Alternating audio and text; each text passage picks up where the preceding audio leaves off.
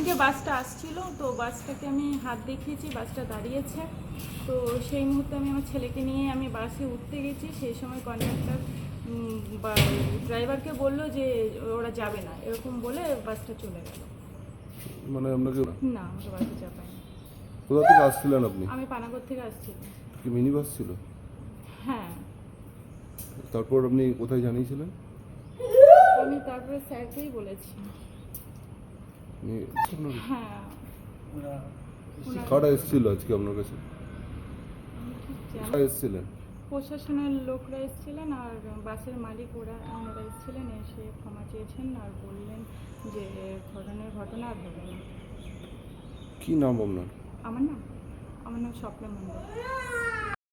হ্যাঁ, আমাদের কাছে যেটা অভিযোগ গিয়েছিল, এসডি সাহেবের কাছে এই অভিযোগটা এসেছিল যে একটা বাচ্চাকে, সেরিব্রাল পালসির বাচ্চাটাকে মিনি বাস থেকে নামিয়ে দেওয়া হচ্ছে।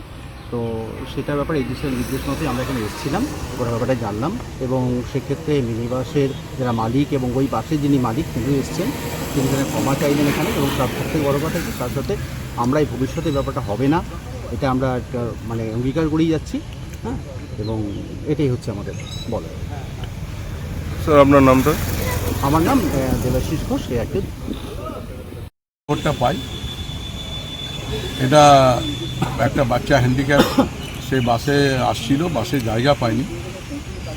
খালাসি বা বাসের ড্রাইভার যে ছিল তার বন্দোবস্ত করা উচিত ছিল, সে হয়তো কোনো বাসে হয়তো ভিড় থাকার জন্য করতে পারেনি।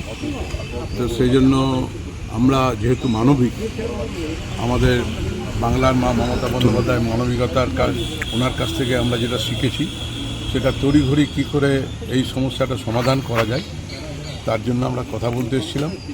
আমরা বাচ্চার মায়ের কাছে আমরা ক্ষমা প্রার্থী হয়েছি।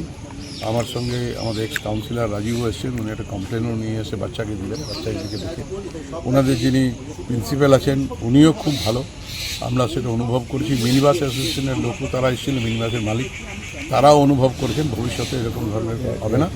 আগামী দিনে আমরা সকল যারা প্রতিবন্ধী যারা থাকবে তাদের জন্য সিট সংরক্ষিত থেকে তাদেরকে বসার বন্ধ।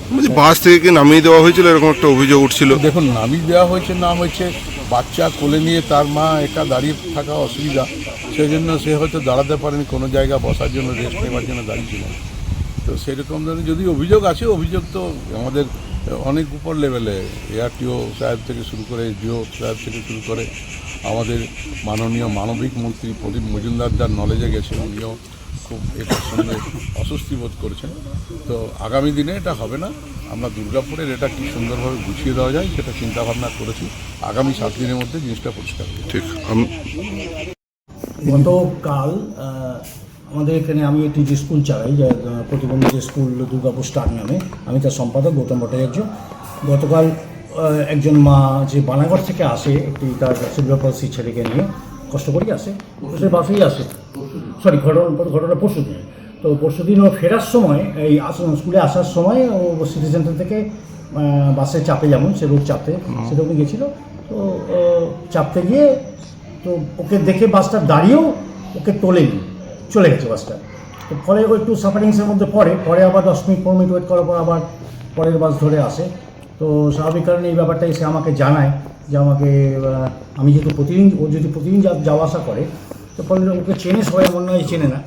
এবার এটা সামনে আসার পর আমি জানাই, একটু সোশ্যাল মিডিয়াতেও জানাই, আমার পরিচিত মানুষজনদের কাছেও জানাই। তারা ব্যাপারটা নিয়ে একটু আলোচনা করে এবং জিনিসটা নিয়ে উপরতলায় যাদের কাছে যাওয়ায় মৌখিকভাবে তাদের কাছে পৌঁছেছে। তো আজকে সবাই বাস সংগঠনের কর্তৃপক্ষের লোক এবং আমাদের উত্তম মুখার্জি বাবু, উনি